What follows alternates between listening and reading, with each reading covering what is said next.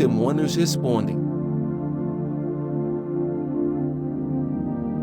Esta é a história não contada dos filhos de Seva. As últimas palavras de Jesus aos seus seguidores foram este mandamento: vão por todo o mundo e preguem o Evangelho a todos. Quem crer na sua mensagem será salvo, mas quem não crer será condenado. Ele concedeu aos crentes o direito de realizar milagres em seu nome. Podemos também dizer de outra forma: ele autorizou os crentes a realizar milagres em seu nome. Mas o que acontece quando alguém usa o nome de Jesus sem conhecer ou seguir Jesus? Uma equipe de 7 homens conhecidos como filhos de Seva tentou isso. E em vez de expulsarem os demônios os expulsaram. Na verdade, foi muito mais do que isso. Foi uma experiência capaz de mudar o resto de suas vidas. Aconteceu na antiga cidade de Éfeso, que era uma importante colônia da Grécia naquela época. O apóstolo Paulo, em obediência aos mandamentos do Senhor, foi até lá para pregar as boas novas do amor de Deus por todos os homens. Ele pregou e ensinou no templo deles diariamente por 3 meses. Alguns creram, mas outros teimosamente recusaram a mensagem onde ele ensinava, e estavam se opondo cada vez mais à verdade. Ele transferiu sua base do templo para a escola de Tirano, onde ensinou judeus e gregos por 2 anos. Como um agricultor fiel e incansável, Paulo semeou a palavra da vida nos corações das pessoas em Éfeso até que chegou o tempo em que todos ouviram e compreenderam o Evangelho. O céu se alegrou com a salvação de almas por meio de seus ensinamentos, e as forças do inferno também o ouviram e gemeram de dor e tristeza. Deus sempre recompensa a fidelidade. Deus recompensou a fidelidade de Paulo em plantar a palavra de Deus em Éfeso, pois milagres começaram a acontecer por meio dele. Certo dia, numa rua de Éfeso, Paulo começou a pregar inicialmente para um pequeno grupo de pessoas. Mas cada vez mais pessoas se juntavam a eles, até que se tornaram uma multidão nunca vista em nenhuma reunião religiosa ali. As pessoas assistiam com admiração enquanto os doentes eram curados, os cegos enxergavam, os coxos andavam, os moribundos eram reanimados. Muitas pessoas se voltaram para o Senhor, e houve grande alegria ali. Atos 19, versículo 11 diz: E Deus fazia milagres extraordinários pelas mãos de Paulo. Lenços e aventais tocados por Paulo curavam as pessoas de suas doenças e expulsavam delas os espíritos malignos. Todos podiam ver que era o poder de Deus que estava agindo ali. Mas algumas pessoas apenas viram nisso uma oportunidade para si mesmas e não entenderam.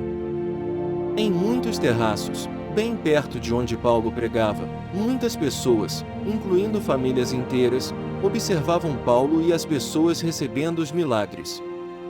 Em um dos terraços, bem em frente ao local da cruzada de Paulo, estavam sentadas 5 pessoas que viram e ouviram tudo o que aconteceu naquele dia. 3 delas eram mulheres e 2 homens, e todos cresceram juntos em Éfeso. Um dos homens, chamado Gaio, disse: Nunca vimos nada parecido antes. Chloe, será que é um truque? Isso não é truque nem mentira. Eu reconheço 2 dessas pessoas que foram libertadas. Uma delas tinha aqueles demônios desde que éramos crianças. Lucas, você ainda se lembra do homem que só anda para trás e fala sozinho? Não se lembra?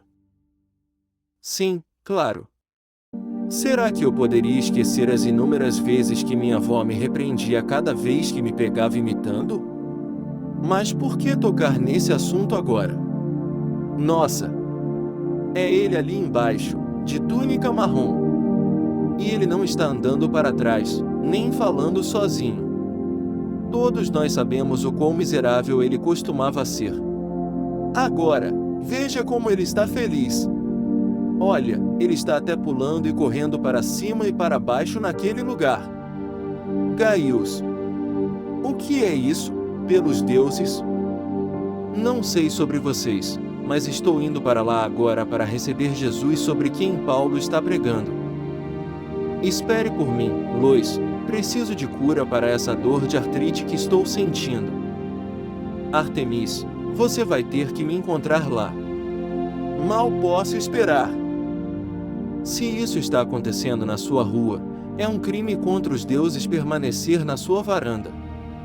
Vamos todos até lá, para que possamos vivenciar algumas dessas coisas boas acontecendo. Entre os espectadores, em outro telhado, estavam alguns dos 7 irmãos, conhecidos como filhos de Seva. Seu pai, Seva, era um sumo sacerdote judeu. Eles eram exorcistas, considerando-se especialistas treinados no incomum campo espiritual de expulsar demônios de pessoas possuídas por eles. Já haviam feito esse tipo de coisa antes, só que nunca tinham visto ninguém com um sucesso tão expressivo. Paulo parecia estar obtendo ótimos resultados sem esforço algum. Eles não tinham interesse em um relacionamento com Jesus. No entanto, eles queriam experimentar o tipo de grandes resultados que Paulo havia alcançado. A notícia dessas coisas acontecendo por meio de Paulo se espalhou como fogo diante de seus próprios olhos, enquanto centenas de pessoas acorriam ao local vindas de quase todas as direções. Apenas 6 horas antes, Eliabe, o mais velho dos filhos de Seva, estava exortando o grupo em uma sessão particular de treinamento de exorcismo.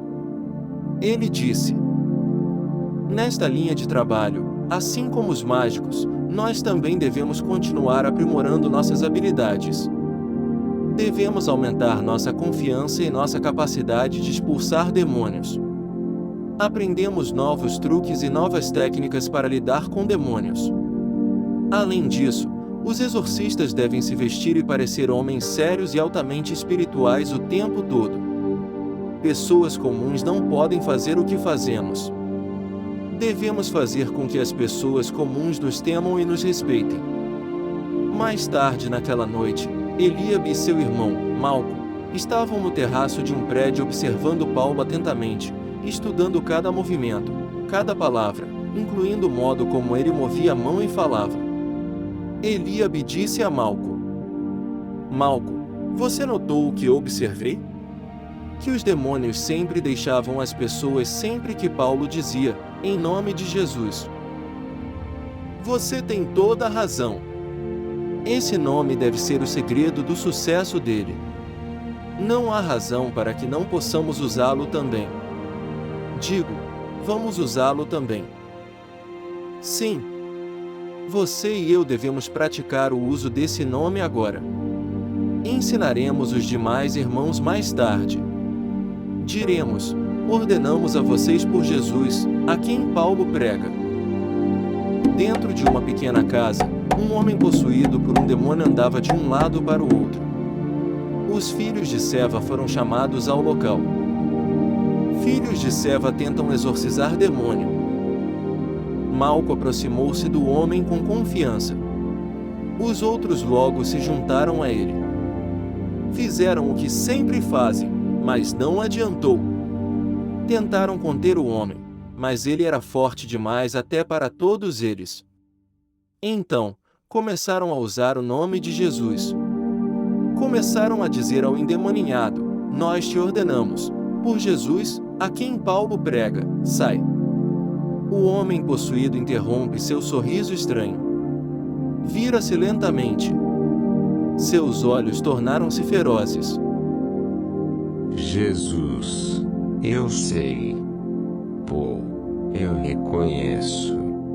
Mas quem é você? Era o caos. O homem possuído moveu o corpo e os braços para frente de repente e agarrou Malchus. Os irmãos Seva gritaram. De um irmão para outro, ele lidou com todos eles. Empurrando, jogando, arrancando as roupas deles. Foi uma experiência terrível que eles jamais esquecerão enquanto viverem. Eles fugiram da casa. Nua. Sangrando. Humilhada. As pessoas sussurram no mercado. E isto chegou ao conhecimento de todos os moradores de Éfeso. O nome de Jesus não era mais usado descuidadamente por ninguém. E isto chegou ao conhecimento de todos os judeus e gregos que habitavam em Éfeso, e caiu temor sobre todos eles.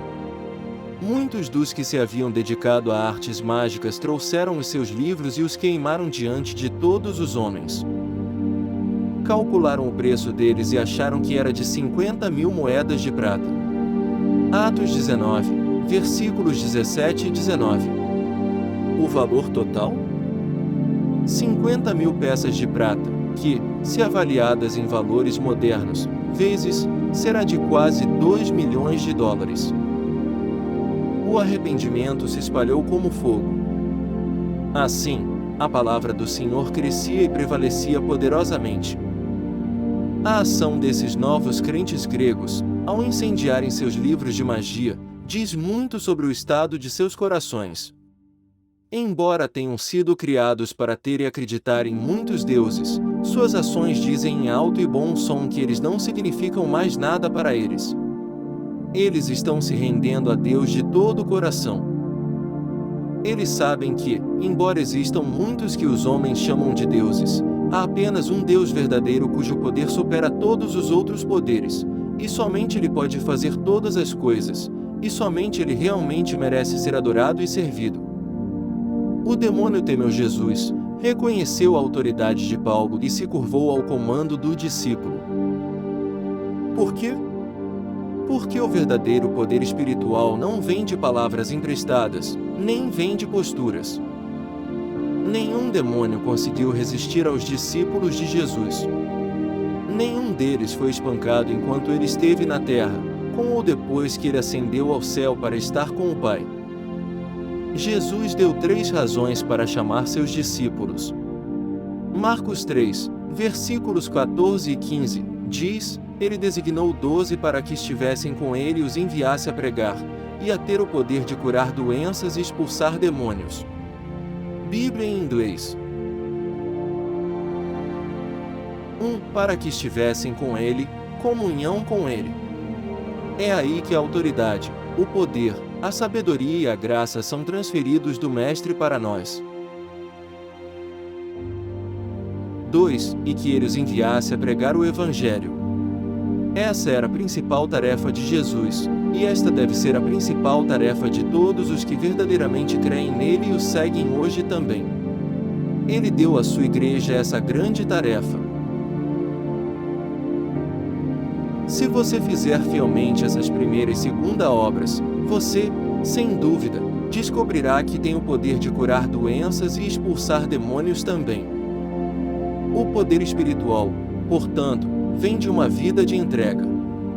Não use apenas o nome dele. Conheça-o. Você realmente conhece aquele cujo nome você fala? É melhor deixar Deus usar você, em vez de você tentar usá-lo.